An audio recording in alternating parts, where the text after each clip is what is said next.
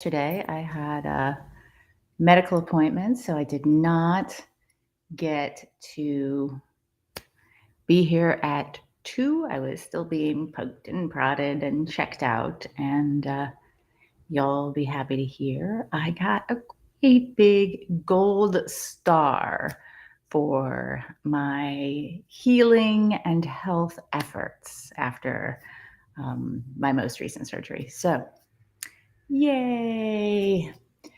But I am back and I have got things scheduled in some places and ready to be scheduled in others for the rest of the week.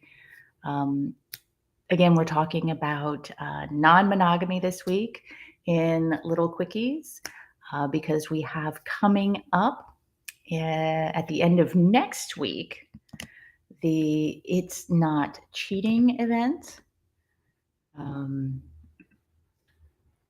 There we go.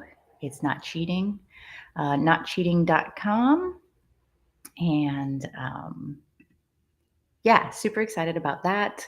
That is a free to attend event for anyone who is interested in non monogamy of any sort. So, polyamory, open relationships, swinging, including like the asymmetrical or unequal non monogamy, like cuckolding or pimping or hot wifing or that sort of thing. So this event is free to attend. It's January 27th through 29th. Super, super excited to have that coming up. This is our second It's Not Cheating weekend event. So yay! Hello, Facebook user. So for some reason, when people join via my groups, I need to figure this out. It doesn't show me who you are speaking, unfortunately. So hello, Facebook user.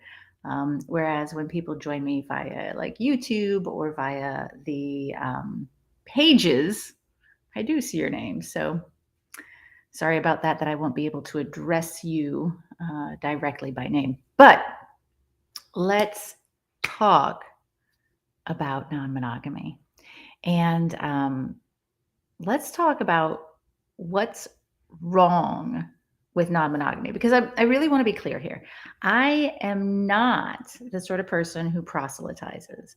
I am not, getting up on my pulpit saying non-monogamy for all, yay, you get a partner and you get a partner and you get a partner. Like, not doing that. Oh, hey, Celine. Hi. I'm not that type of person. I don't feel that non-monogamy is for everyone. In fact, I would go so far as to say that it's probably not for most people. And that's okay, right? Let's look at some things that are limited in this world, right? Green eyes, 2% of the population, right? Olympic athletes, I think smaller than 2% of the population, right? They're a small select group. And while non-monogamy is not quite so small and not quite so select, it is still not for everyone. And again, that's okay. So, simple question. What's wrong with non-monogamy? I have a simple answer. The same things that are wrong with monogamy, only multiplied. Right?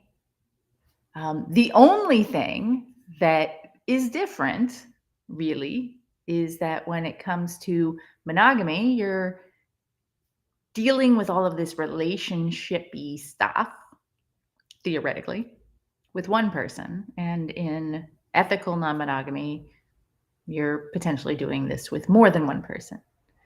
Other than that, it's really just all the same stuff multiplied. The challenge is people don't think that. People think this non-monogamy thing is a whole nother level. And it kind of is, but only because when you start doing the non-monogamy thing and you start learning about non-monogamy and polyamory and open relationships and swinging and all of these things, you start becoming aware of more things you've been doing fudged up in all of your relationships. So we can get a little bit more complex here. Everything that can go wrong in monogamy can go wrong in non-monogamy, but with more people and potentially way more angst and drama and whatever. Potentially. Because realistically, in monogamy, I've experienced all of these things that I'm going to present to you, and they can be catastrophic in monogamous relationships as well as in non-monogamous relationships. Hey, Cobalt, thank you. This is a bowler I've had for a while, and I was like, hey, why not wear a hat? It didn't have anything to do with like figuring out that I was running behind today or anything and wanting to get something on my hair. No, because it's a cool hat. Okay, so let's start with the first thing that is wrong with non-monogamy.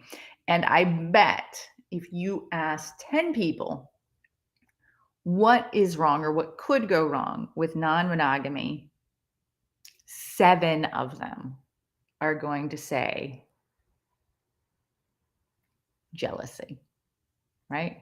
The green-eyed monster. In fact, I'm doing a non-monogamous challenge next week. It is free to attend live. Let me get you that link. There we go. Share that with you. And there you go. notcheating.com/challenge, right? I am going to talk about the 5 most important skills, foundational skills for non-monogamy, and jealousy is going to be one of them. So jealousy is an obvious thing.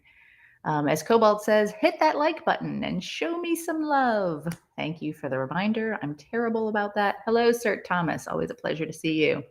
So let's talk jealousy, because jealousy is the obvious one, right? What's wrong with non-monogamy? Jealousy.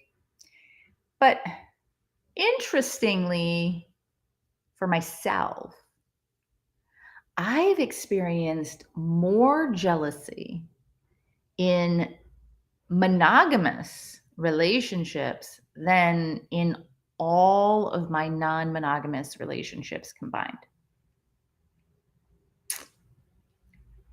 Now, maybe because in my non-monogamous relationships, I have been some combination of aware enough and lucky enough that there's been openness and honesty.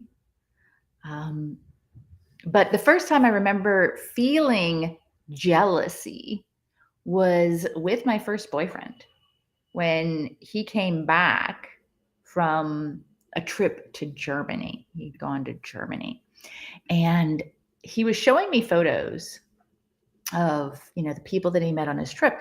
And in one of these photos, there's this beautiful German girl. And I don't know why or how, I looked at that photo and I knew instantly, without a shadow of a doubt, that they had had sex. And he was still my boyfriend. And I asked him, and he denied it. And I felt jealous. I felt fear. I felt loss. Like deeply. It hurt me so much. He was lying to me and hiding what he'd done. I mean, he did eventually admit it over a year later after I'd ended our relationship. For me, though, looking back, Zaphod B says, trust issues? No, no. I knew he cheated for whatever reason. I don't go around accusing people of things often or easily. I never have. It's never been a thing for me, but I knew. And in that case, I was actually right. Um, Cobalt, sad that he only felt safe telling you then. Absolutely. Absolutely. Thing is, I mean, I already knew. And I knew that he was willing to lie to me to get something that he wanted, the continuance of the relationship, peace and quiet, or to avoid something he didn't want, arguing, whatever. And to me, and I'm not saying that this is true for anyone else, but to me, the jealousy, that fear and loss in a relationship pops up strongly when I feel people are being evasive and distancing themselves emotionally in order to lie or in order to hide things or for any other reason, really. Um, and not because they're interacting with other people. The interacting with other people is not the issue for me. It's the distancing and the lying and that sort of thing that triggers jealous type feelings in me in particular. Now, on the other side of things, I have been the target of jealousy, oh, so many times, primarily in my monogamous relationships. And I'll tell you what, I never cheated. Never once, ever, ever, ever, ever. And yet I was yelled at. I was accused. I was called a liar. I was called a slut. I was treated badly for things I never did by people who originally said they wanted some sort of non monogamous relationship. Apparently, they didn't want that to apply to me, right? I was the target of their jealousy. And yet they told me over and over and over again that they trusted me. They just didn't trust my masculine friends. What the fuck does that mean? Like, they trust me, but they don't trust that person. And so somehow I'm just going to accidentally fall into bed with them. And Jan, same, big same, right? Like it's crazy. And both of those relationships, I mean, they lasted about 20 years total together. Both of those relationships started out both kinky and non monogamous. And they ended with them being incredibly possessive and mean about just like gentle flirting with a checkout cashier or whatever. And I will tell you this, I have never hidden that I'm a flirt. But I was in monogamous relationships at that point, even though they were technically not. And I would never cheat and I would never lie about it. I would end a relationship before I did that. And they said slut like it's a bad thing. Well, here's what I'm going to tell you. The way they said it was a bad thing because they were saying it as if not only I was, having sex with people, but I was cheating and lying about it and doing all of the things that actually my ex-boyfriend did, right? The part where I felt jealous. So, yeah, I mean, they were definitely using it in a not good way, right? Roger says, I agree. I'm glad to hear you say it. It's rare to hear people talking about non monogamy admit it. One of my problems has always been people like acting like everything is always fine. Everything is not always fine in non-monogamy any more than everything is always fine in any relationship.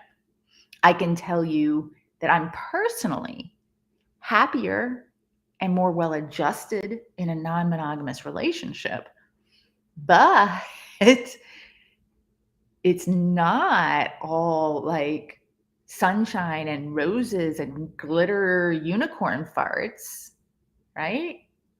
I still have non-monogamous relationships with humans, and I am still very much as human as I can possibly be. So, yeah, absolutely. Absolutely. Cobalt say, people want your zhuzh for life and think they can get it by having you. And Jan says, in that case, I think it's fear of loss of control. I definitely think that that's part of it. But again, let's turn this around, right? When I felt jealousy, when I felt real jealousy, and I have felt it in my relationships, it's not for me been a result of people interacting with other people or having sex with other people or, relating to other people. It's been when I've started to feel that distance pulling us apart. And so an accusation can actually create more of that distance, which then creates more of that jealousy, which then creates more of that distance, and so on and so forth, and really starts ripping things apart. So insecurity can really start wearing and tearing and causing experiences that create jealousy kind of out of thin air, right? And in that case, going back to what Zaphod said, trust issues. Cobalt says many accusations are confessions. Yep, 100%. So jealousy in non-monogamy is a huge factor for many people in every kind of relationship, even in friendships, right? Like, you have a friend that you see a lot and you spend a lot of time with, and suddenly they start spending a lot of time with somebody else and they're not available for you and whatever. And you start to feel that distance. You start to feel that maybe they're like not being as open with you and not being as clear with you as they used to be and not communicating in the same way. And suddenly you're starting to feel it, right? Multiply that by love and by sex, and you have very big potential problems. Zaphod says, 100% agree that insecurity and distrust leads to jealousy. It does. It absolutely does. And I'm not saying, let me be clear, I'm not saying that that's the only thing that leads to jealousy. Jealousy is a very human emotion. There is nothing particularly wrong with jealousy. We don't like feeling it. We call it negative.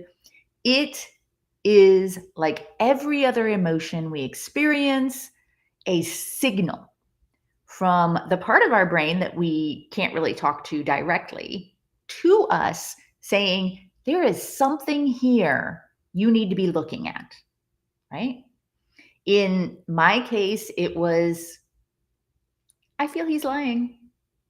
I feel he's pushing me back so I don't get close enough to the truth. I feel there's a distance between us, whatever, right? In some cases, it might be I'm feeling radically insecure and I don't feel like my partner is doing the same things that they used to do in order to soothe me. And that makes me more insecure, right? So I think it's important when we have jealousy in our lives, regardless of whether we're monogamous or non-monogamous, to listen to what it's telling us. And if we can't hear it, sit with that jealousy and say, what are we missing? What am I feeling the loss of? What am I fearing the loss of in my relationship? And it's very rarely, I think they're going to leave me. It's more often, this thing isn't happening anymore. And I wonder why, and so on and so forth, right? I think that's important. Roger says, I've never had an issue with the sex. It's always been about what's not said. It was about the lies and the hidden feelings. That's key, right? Because again, for me,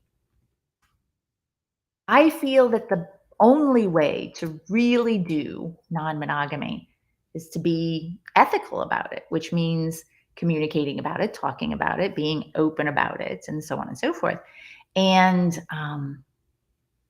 there are so many people who step into this and they're not prepared to be open, even if they have permission to do all of this, right? So, yeah. Um, Moving on. Jealousy. Okay, what's wrong with non monogamy? Jealousy. Next thing, communication. Roger, communication. We are generally not taught how to communicate well with other humans in relationships, period. I mean, most of the relationships I know, most of the people in relationships that I know can't stand the idea of having deep, intimate relationships. My partner and I, we were out with some friends on New Year's Eve day, and we had plans for the evening. So we were taking our leave, and they're like, "Hey, what are you guys gonna go do?" And I said, "Yeah, we've got a date night tonight, and we're gonna have a state of the relationship chit chat." And there were two other couples there, and both of them went, "Oh God, I'm so sorry," or something like that. And I was like, "No, no, no. This is good. We're excited about this. We're looking forward to, like, coming together and preparing for the new year."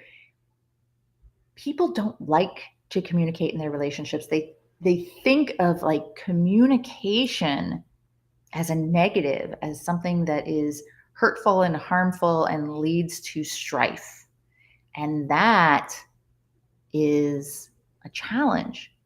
And the deeper into our relationships we get, the more critical that communication is going to be. Because as we get deeper into entanglements, if in love, in the feels, we have more potential for harm.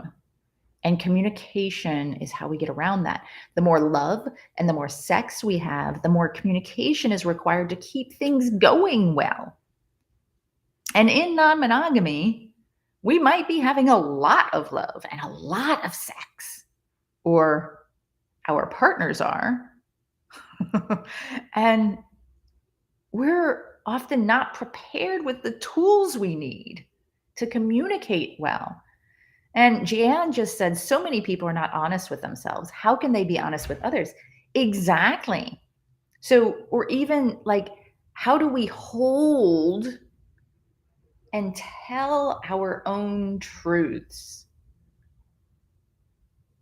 Sometimes we can't because we might not know them completely because of other issues in a relationship. I know there's several people that are in the stream right now who are in my Take No Shit Boundaries workshop.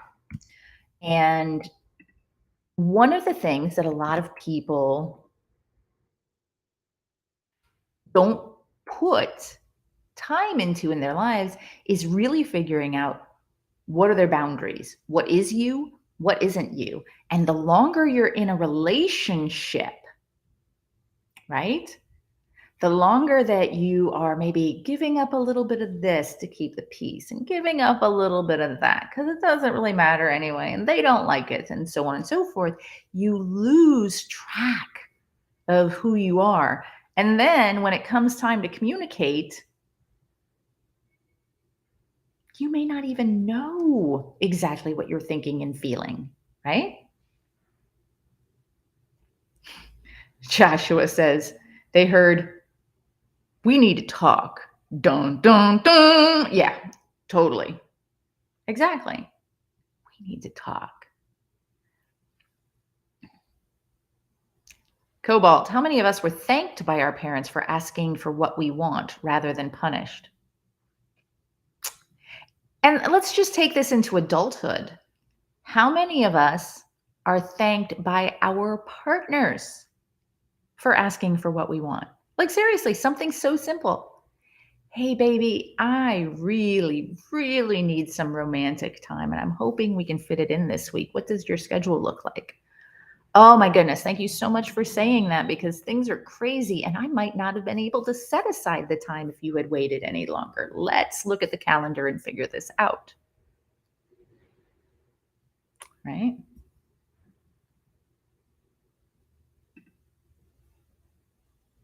Let's hold off on that one for a minute. It is I love you, then the big butt. That's what we're afraid of. Well, I've got a big butt and nobody's afraid of it. No kidding. Yeah, here's the thing though. If that's what we run into in a relationship, then we need to figure out how to get around that big butt, or that the relationship just isn't going to work rather than trying to just deny or ignore it, right? Hello, Sabya Sachi. Hello, Sexy Mexi. Let's get back to this one. What's your opinion about cuckolding? I love it. It's wonderful.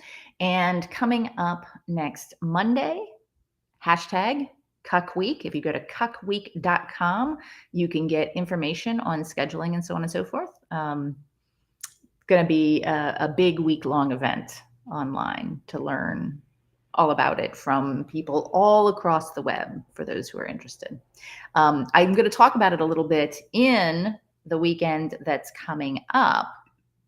It's Not Cheating weekend right there, notcheating.com. When I talk about, I'm doing a workshop on asymmetrical or unequal non-monogamy. And so I'm going to be talking about like cuckolding and hot wifing and pimping and harems and OPPs and so on and so forth. So we're going to be talking about how to make those work and how to run them ethically.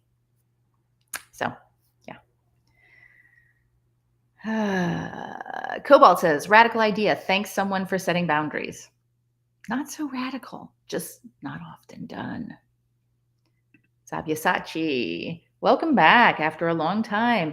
Thank you. And I've got this week, next week, and then the week after, and then I'll be gone again because I'm going in for my 2 major surgeries. So yeah, Jan, yes, Stag and Vixen, exactly. Zaphod, good to communicate. Wants and needs 100% agree. In a DS relationship, subs find it hard to bring up their needs at times, I've found. Absolutely. And I don't know if you're a D or an S, although I'm guessing a D from the way you've said that. And as a D myself, one of the things that I put a lot of effort into is focusing in on talking with submissives or bottoms about their boundaries and encouraging them to talk to me about their needs, their wants, their desires, their fears, et cetera, et cetera, et cetera. And I won't actually play or engage with anyone that I don't feel can talk about that stuff because I need them to be able to tell me what they need and want if we're going to have a mutually beneficial relationship or playtime, right? It's new for you. The boundaries thing, being thanked about boundaries, it's a wonderful thing, I have to say. Absolutely wonderful. Oh, so for those of you who are not familiar, takenoshit.curiouser.life. That's where you can find out about my boundaries workshop. It is at your own pace. There are tons of lessons already in there, worksheets, etc. So if you feel like maybe you could stand to brush up on your boundaries, that's the way to do it. Okay, so far we've talked about what is wrong with non-monogamy: jealousy and communication. Okay, so Interestingly enough, the next item on my list is lack of personal boundaries. This is one of my huge soapboxes, as Cobalt says. My workshop is totally fuckballs amazing, and the BASF book. So I'm working on a book. I've slowed down over the holiday called Boundaries Are Sexy as Fuck. I've got about 50 chapters in, and I'm working on more. So boundaries is a big, big soapbox for me. Personal boundaries are to me, the biggest factor in creating a successful relationship. They are the key to not only saving ourselves, but saving our relationships. Boundaries are how we know where we end and others begin.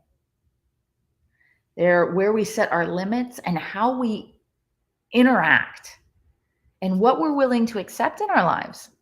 And so few people do the work on personal boundaries before any relationship, even friendship. Friendships grow so much stronger when you both have good boundaries.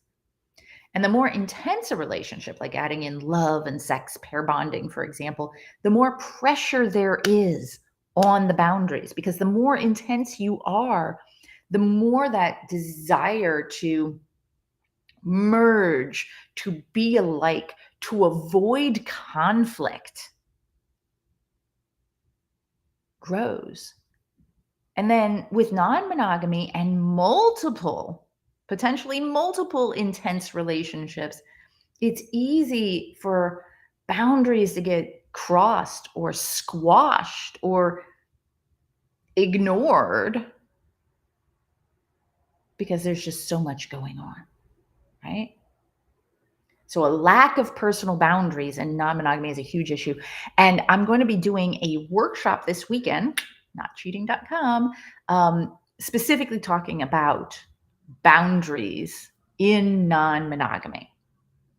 Of course, 1.5 hours is not going to be enough time to go over everything I have to say about boundaries, because I've written like 50 chapters and I'm teaching a workshop and whatever. But I'll get a good start on some of the most critical boundary thinking that you're going to want to be doing to be successful in any sort of non-monogamous relationship. So, Sexy Mexy, my girlfriend and I like cuck things, but I'm not ready. If you're not ready, you're not ready.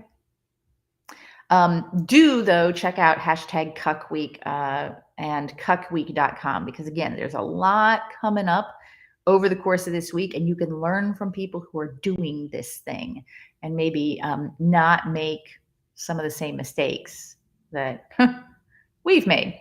Also check out if you have a real interest, Bullfriend, BULLFRIEND.life. Okay, Sabyasachi, here's a point of discussion. What's your opinion on marriage in non-monogamous relationships? Same as in monogamous relationships. Do it if you want to. Don't do it if you don't want to. Friday night, the 27th, at 7 p.m., we're actually kicking off It's Not Cheating with with attorney Lady Steele, who is a practicing attorney in Georgia, who is both kinky and non-monogamous. And she's going to be talking with us about the legalities that you might want to be considering if you're going to be creating non-monogamous relationships.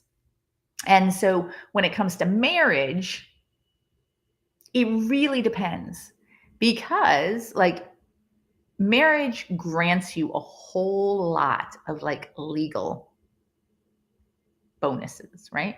But you can get those through contracts. But if you're going to be like swinging or whatever, being married is neither here nor there. If you're going to be doing things more like relationship anarchy and getting really deep into the everybody could possibly be, equal and so on and so forth, then, maybe that's something that you don't really want to like put everything into. And you might want to go the individual contract standpoint. So, uh, okay, so we've talked about jealousy, we've talked about communication, we've talked about a lack of personal boundaries.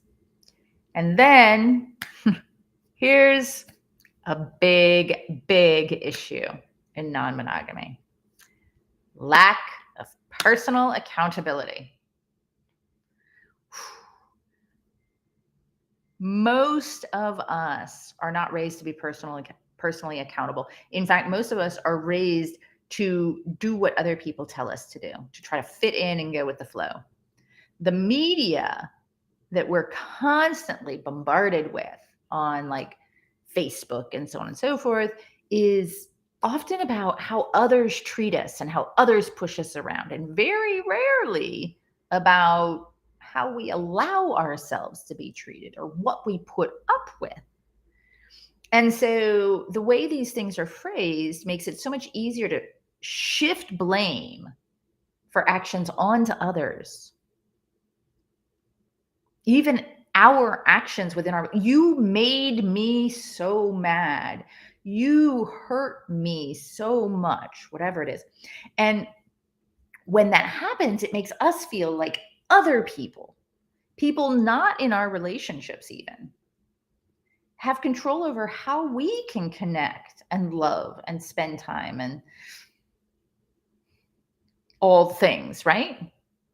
And it happens in monogamy too.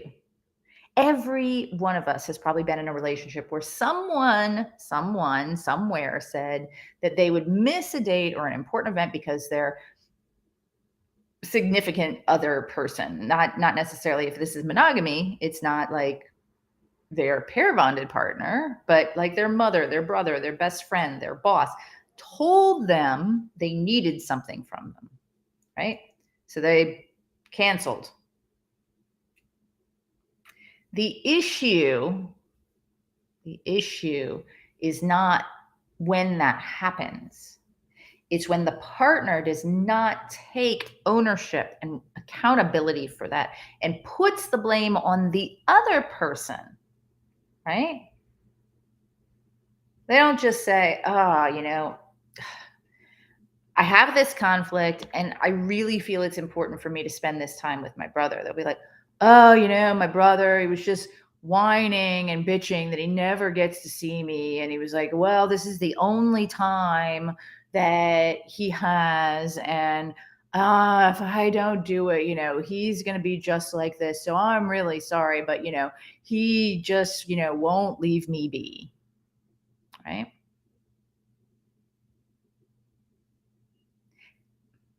We've all done it. We've all done it, and we've all been subject to it, right? When it happens regularly, though, it begins to feel like you're no longer an important deciding factor in your own relationship. And that's hard. And part of it is that you're giving all of the deciding factors over to somebody else, right? Now, if it's hard in monogamy when that happens, imagine that in non-monogamy, the other person is nearly always another partner, right? And your mutual partner is constantly being pulled this way, that, never willing to take ownership of their decision making. And this is where resentments build up and jealousies get out of hand, and people often try to manage or control their partners and their partners in order to feel some sort of stability and control over their own lives, where Cobalt says, quite rightly, the problem with thinking we have no choice. And in that instance, you don't have a choice over what they do. You never have a choice over what they do, but you do have a choice over what you do.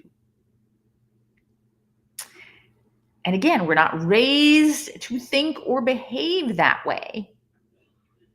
So it's often really, really difficult to take that and say, how can I put this on me? How can I take control for me to move forward with my life. Zorro asks, do you prefer monogamy or non-monogamy? I would actually say right now, I definitely prefer non-monogamy. But I would also say that I could probably and have in the past lived happily as a monogamous person as well. The key for me at this point is that I'm having so much fun with non monogamy. My partner is non monogamous. So there's no friction there. Excuse me. I don't see that changing anytime soon. Um, and I have all these skills that I've developed to interact in non-monogamous ways that would then benefit if I ever do go back to monogamy. So, yeah. So the problem is that none of these things, jealousy, communication, boundaries, accountability, are specifically wrong with non-monogamy. They're wrong with how we humans interact with each other, how we've learned unhealthy habits in creating and maintaining relationships, how we react to threats in our relationships. And like I've said, they happen in monogamous relationships. They happen in friendships. It's a flaw in how we're taught to interact with each other from a very, very young age. In how TV shows and movies present love and sex, in how our first relationships teach us about interaction, and in how we try to mirror and mimic the relationships we see around us, our parents, our friends, our aunts, our uncles, the people on TV. And the only way to fix these things is to fix ourselves, to choose what we are willing to accept in our lives and what we're not, and to be accountable for those things. But that's really hard. That goes back to boundaries again. It could take a lot of time to shift our perspectives to such a personally vulnerable view. Zorro asks, how to overcome jealousy to get involved in non-monogamous relationships. So interestingly, I am going to be hosting a free, let's just pop this in here, 5-day non-monogamy challenge next week, right there, notcheating.com/challenge, doop, doop, doop, right there. Free to join. And I'm going to be talking about the 5 most critical skills for successful non-monogamy, and jealousy is one of them. So I would actually say join me. It doesn't cost you anything. You're going to learn a lot. You're going to have some fun. You're going to meet some interesting people. And we're going to talk about jealousy.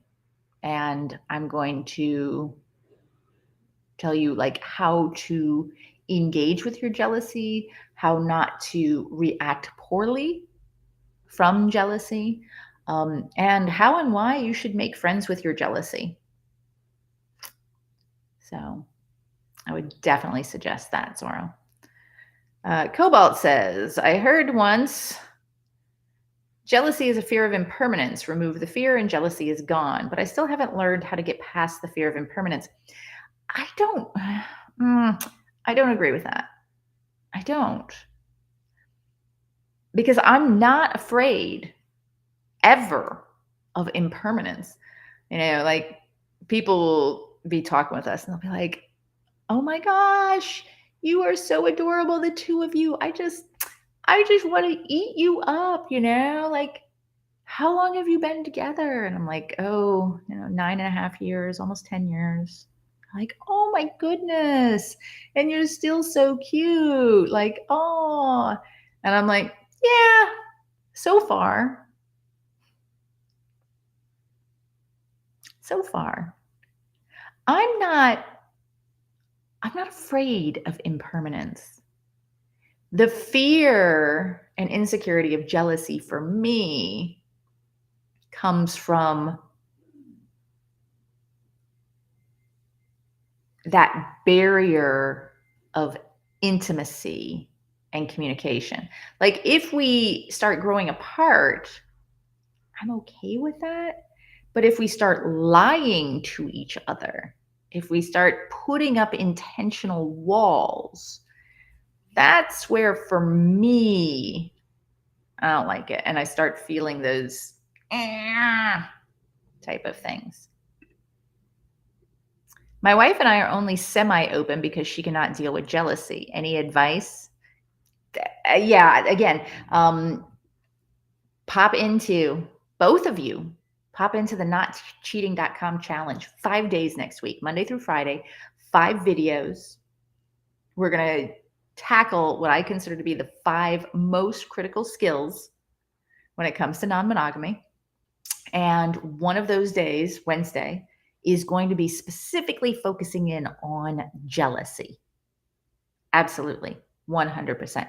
And then let me just double check because later this week, yeah, I mean, I'll be talking a little bit about jealousy in each of the topics this week, but next week, that'll be the big one for sure.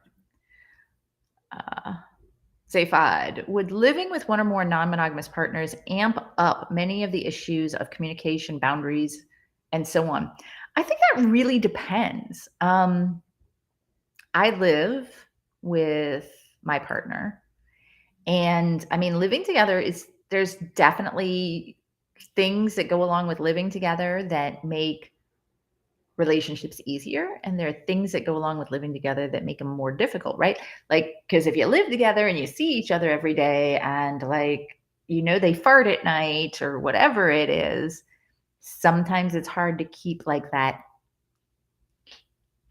gimme going, right? But you also develop like deep intimacy and patterns of behavior where you move and sort of like interact as one, which can cause some strife in other relationships. So the human existence is a wonderfully complex quilt. And the more we exist, the more intensely we exist, the more deeply we exist with people, with more people, the more we're going to have to deal with messiness, right? Cobalt fears death, and Joshua feels chompy snacks. I love snacks and their boop snoots. So, real quick, let me just say, there we go, notcheating.com. So tomorrow, same bad time, same bad channel, we're going to be coming back but when do we get to the eggplant, water droplets, peach, right? So we're going to be talking about when do we get to the like sexy stuffs. And that's going to be tomorrow. Friday, we're going to be talking about the veto, or how most polyamory groups get this wrong. And then on Saturday, since yesterday I was at a medical appointment, we're going to talk about ethical and consensual applies to your hookups too. So we've got a few more quickies coming up. And then we're going to be heading directly into both hashtag Cuck Week and the It's Not Cheating Challenge, and then into the It's Not Cheating Weekend. Thinker says, I'm about to go into a cuckold relationship, but I have a lot of shame. I highly suggest check out Cuck Week. Scarlett and Anya. Anya does a lot of talking around shame.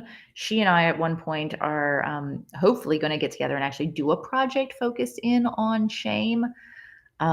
So there's going to be, I'm sure there's going to be some discussion going around next week during Cuck Week that is going to be, focusing in on the types of shame that you might experience. And then, oh yeah, Cobalt.